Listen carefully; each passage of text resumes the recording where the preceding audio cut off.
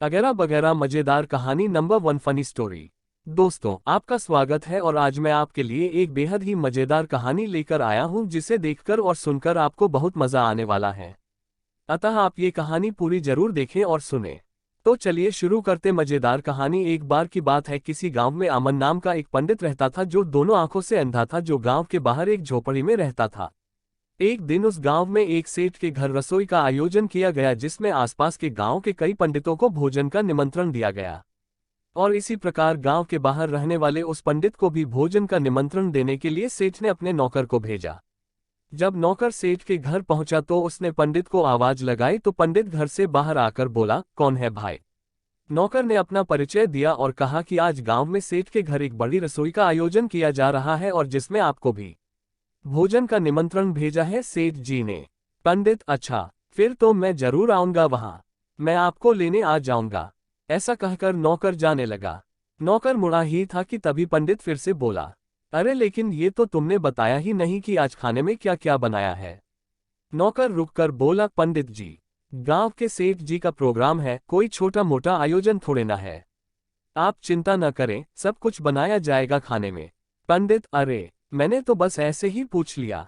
नौकर, आप चिंता न करें, वहां सब कुछ मिलेगा खाने में, हलवा पूरी, सेव, नमकीन, मिठाई, बर्फी, अगह वगैरह।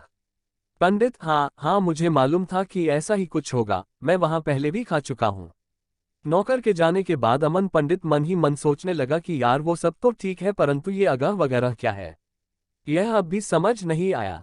यह तो कोई नया पकवान लगता है इस बार। अगर ऐसा है तब तो जरूर जाऊंगा इस बार, देखूं तो सही कैसा लगता है ये अगह वगैरह। शाम होने पर सेठ का नौकर पंडित को खाने पर ले आया और पंडित को एक पंगत में बैठा दिया। पंडित की जिज्ञासा अब और ज्यादा बढ़ने लगी कि आज तो मजा आ जाएगा नया पकवान अगह वगैरह खाकर। पंडित ये सब सोच ही रहा था कि तभी दोना पत्तल लग गए और भोजन परोसा जाने लगा। अब पंडित की इंद्रियां जाग उठी। अब जैसे ही पत्तल में कोई पकवान रखा जाता, पंडित तपाक से उसे छूकर यह जानने की कोशिश करता कि वह क्या है और सोचता, अच्छा ये तो रसगुल्ला है, अरे ये तो मिठाई है, हाँ ये तो बर्फी है, ये सब तो मैं कई बार खा चुका हूँ, मुझे तो बस वो मिल जाए, अब सबसे पहले तो मैं उसे ही चखूंगा और बाकी सब बाद में। धीरे धीरे पत्तल भरती गई और पंडित इसी तरह सभी पकवानों को उत्सुकता से जांचता रहा, परंतु उसे अब भी इंतजार था उस अनजान और मायावी चीज का जिसके लिए वो आज पूरे दिन भर नमक का पानी पी पीकर अपनी भूख को बढ़ाता रहा। आखिर कब आएगा वो अगह वगैरह, मेरी पूरी पत्तल भर चुकी है अब तो। पंडित मन ही मन सोचते हुए तभी किसी की आवाज आई कि भोजन शुरू किया जाए। तभी, अरे ये क्या, अभी तो मेरा वो कब लाओगे? पंडित जोर जोर से बुदबुदाने लगा, अरे कहीं ऐसा तो नहीं कि किसी ने जल्दीबाजी में रख दिया हो इधर उधर। पंडित अपने दोनों हाथों से उसे ढूंढने लगा। तभी उसने पत्तल के बाहर एक गोल गोल चीज गोल पत्थर को छुआ तो मन थोड़ा शांत हुआ। हाँ यही होगा शायद, और कितने मूर्ख लोग हैं, खाने की चीज को भी ऐसे ही रख जाते हैं। अब पंडित उस गोल चीज को पाकर बहुत खुश था। तभी उसने सोचा कि ये सब व्यंजन तो मैं बाद में खाऊंगा, पहले इसका स्वाद लिया जाए कि लगता कैसा है और कैसा स्वाद है इसका। तभी पंडित ने उस अद्भुत चीज को उठाया और जैसे ही मुंह में दबाया तो अरे ये क्या, इतना भारी और कठोर। पंडित ने फिर जोर से दांतों में दबाया तो इस बार मुंह से जोरदार आह निकल पड़ी।